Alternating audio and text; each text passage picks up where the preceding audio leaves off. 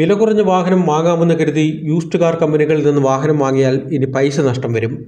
Used car കച്ചവടത്തിൽ 18% അധിക GST ചുമത്താൻ സർക്കാർ തീരുമാനിച്ചു കഴിഞ്ഞു. ധനമന്ത്രി നിർമ്മല സീതാരാമൻ്റെ നേതൃത്വത്തിൽ നടന്ന GST കൗൺസിൽ യോഗത്തിലാണ് ഈ തീരുമാനം. യൂസ്ഡ് കാർ കച്ചവടക്കാരാണ് പഴയ വാഹനങ്ങൾ വിൽക്കുമ്പോൾ ഈ നികുതി ഇനി നൽകേണ്ടി വരുന്നത്. എങ്കിലും കാറുകളുടെ വിലയിൽ വാങ്ങുന്ന ആളിന് ഇത് ചിലവ് അധികമായി വരും.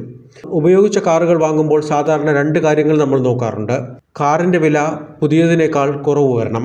പിന്നെ പ്രധാനപ്പെട്ടത് കാറിൻ്റെ കണ്ടീഷൻ നന്നായിരിക്കണം എന്നുള്ളതാണ്. ഈ രണ്ടാമത്തെ കാര്യത്തിലാണ് പലപ്പോഴും നമുക്ക് റിസ്ക് ഉള്ളത്. മുൻനിര കാർ കമ്പനികൾ ഉൾപ്പെടെ ഇപ്പോൾ യൂസ്ഡ് കാർ ഷോറൂം നടത്തുന്നുണ്ട്. ഇവർ കാറുകൾ ടെക്നീഷ്യൻസിനെ കൊണ്ട് പരിശോധിച്ച് സർട്ടിഫൈ ചെയ്ത് വിൽപ്പന നടത്തും. മാരുതിയും ഹുണ്ടായും ഉൾപ്പെടെ ഒരുപാട് കമ്പനികൾ ഇങ്ങനെ ഗുണനിലവാരം നോക്കി വിൽപ്പന നടത്തുന്നവരാണ്. ഇപ്പോൾ പുതിയ GST ചുമത്തുന്നത് വഴി യൂസ്ഡ് കാർ കമ്പനികൾ കിട്ടുന്ന ലാഭത്തിൽ 18% നികുതി നൽകേണ്ടി വരും. അപ്പോൾ കണ്ടീഷൻ തീർച്ചയുള്ള കാർ വാങ്ങാൻ നമ്മൾ നോക്കിയാൽ വില കൂടും എന്നർത്ഥം. കച്ചവടം സ്ഥാപനമായി നടത്തുന്ന എല്ലാവർക്കും ഈ നികുതി ഇനി ബാധകമാകും.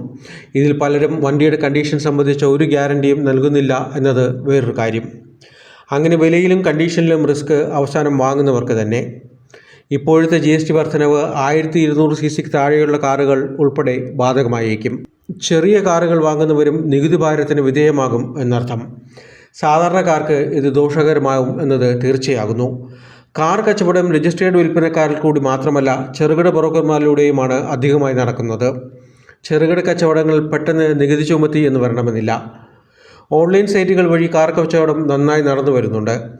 മുമ്പ് OLX വഴി പഴയ കാറുകൾ വിൽപ്പനയ്ക്ക് അധികമായി ഉപയോഗിച്ചിരുന്നു. ഇപ്പോൾ OLX പ്രചാരം കുറഞ്ഞതിനാൽ കാര്യമായി കാർ വിൽപ്പനയ്ക്ക് റെസ്പോൺസ് അവിടെ കിട്ടാറില്ല. ഫേസ്ബുക്കിൻ്റെ മാർക്കറ്റ് പ്ലേസ് കാർ കച്ചവടക്കാർക്ക് നല്ലൊരു ഓപ്ഷനാണ്.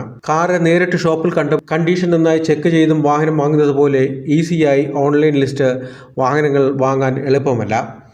അക്കാരണത്താൽ യൂസ്ഡ് കാർ ഷോപ്പുകൾ ഇനിയും വാഹനം വാങ്ങാൻ ജനങ്ങൾ ഉപയോഗിക്കും.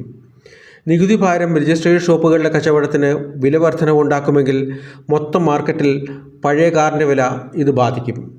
അതുകൊണ്ട് സർക്കാരിൻ്റെ നികുതി പിരിക്കൽ യൂസ്ഡ് കാർ വാങ്ങുന്നവൻ്റെ വയറ്റത്തടിക്കുമെന്നത് തീർച്ചയാണ്.